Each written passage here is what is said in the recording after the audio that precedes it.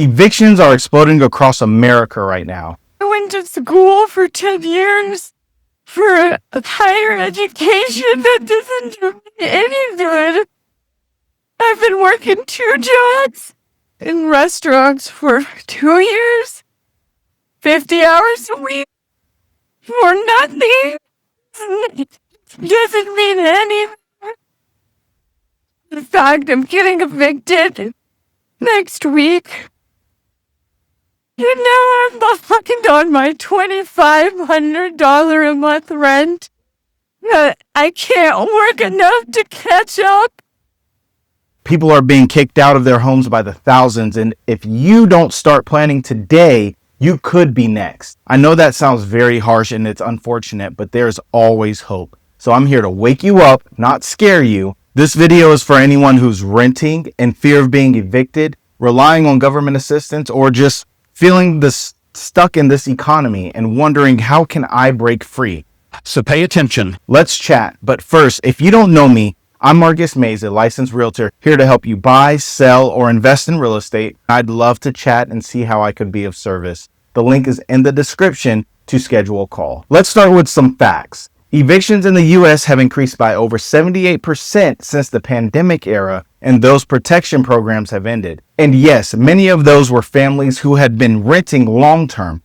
That's messed up. But here's what most people don't know. The majority of evictions right now are hitting working class Americans, not just people who are unemployed. Why? Because rents have gone up, wages have not kept up, and one emergency or a car breaking down, a job cut, or a medical bill can knock everything off balance. This must change. According to the National Low Income Housing Coalition, you'd need to make $28 an hour to afford a modest 2 to 3 bedroom rental here in the state of Texas. But the average wage for a renter right now is $18.38 an hour. How will I ever survive? That's a pretty large gap. So yes, it is understandable if you're struggling. Life hits hard. Layoffs happen. Medical issues happen. Divorce, single parenting, the list can go on. But what you can't afford to do is stay in that survival mode forever. You've got to start asking, what's my plan to move forward? How do I protect my family from this happening again? That's a good question. And the answer for many people is ownership. I just made a video explaining the new changes the Trump administration has put into place that makes it easier for renters to qualify for a home. Now listen, I'm going to be honest with you. This might sting a little. Actually, you take a look for yourself. Here are 4 reasons on why I will never get a job. Number 1, if I get a job, they will cut off my food stamps. And I'm not going to risk that. How dumb would I be to get a job and then they're either going to cut my stamps in half or take them away completely? Not going to happen. Then that means that I have to take out money from my pocket to pay for food. No thanks. Number 2, I am not a morning person. There is no way that you'll see me awake before 11 o'clock. It's just not going to happen. And that morning traffic is ridiculous. So no, I'd rather be in bed. 3rd reason why I don't work or I'm not going to ever work is because then I would have to pay bills. I'm sorry, I'm not going to work just to pay rent, pay utilities. Not going to happen. My husband could do all that. No thanks. I'd rather spend my money going out, eating, buying stuff, not paying bills. So what's the point of working if I have to waste it on bills? Just not going to happen. And the 4th reason is because I am allergic to responsibilities. Every time I try, it's just, no. I break out in hives. I'm literally allergic to it. I just can't do it. So at the end of the day, why waste energy working when the government sends me checks to live my best life? We live in a time where it is easier than ever to avoid responsibility. There's a growing number of people who don't want to work, or they think they're too good to work certain jobs. But here's a stat you need to hear. In 2025, right now, there are nearly 10 million unfilled jobs in the U.S., but labor force participation is down across nearly every able-bodied age group under 40. So the question is, what is going on? What is happening? Too many people are getting comfortable relying on Section 8 for rent, EBT for food, Medicaid for healthcare, and government checks for income. And listen, if you need the help, take the help. I am not judging that. I've seen people turn their lives around because of the assistance that they received. But that cannot be the destination. That should only ever be a short-term solution, because the moment that assistance stops, you're evicted, you're broke, and you're back at square one. And trust me, there are some big changes coming. Go check out my Section 8 video. I just did a video on the changes that are coming. And the worst part, it messes with your mindset. It convinces you that you can't do better, that you shouldn't even try, and that it's always someone else's fault, which is a complete lie. And it's keeping people in the same place that they've been in for years with no progress. This speaks the truth.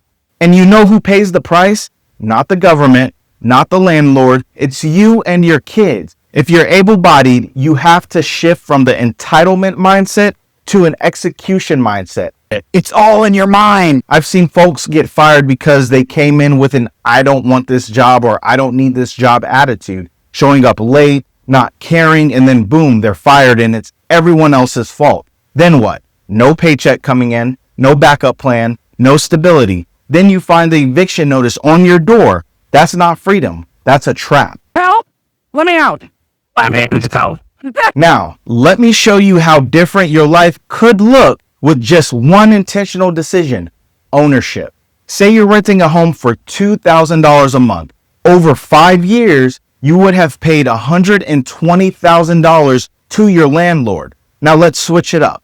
If you had bought a home with a $2,000 monthly mortgage, you want to move after 5 years, you would have gained around, probably conservatively, $25,000 to maybe $30,000, $40,000 in equity. And again, that's conservative.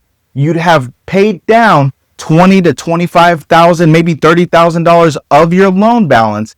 And if the market held steady, you could even sell your home, walk away with a minimum of a $50,000 check to use for your next move. That's the power of home ownership. And you're not doing anything different. You're not just living in that house, you're building wealth by default.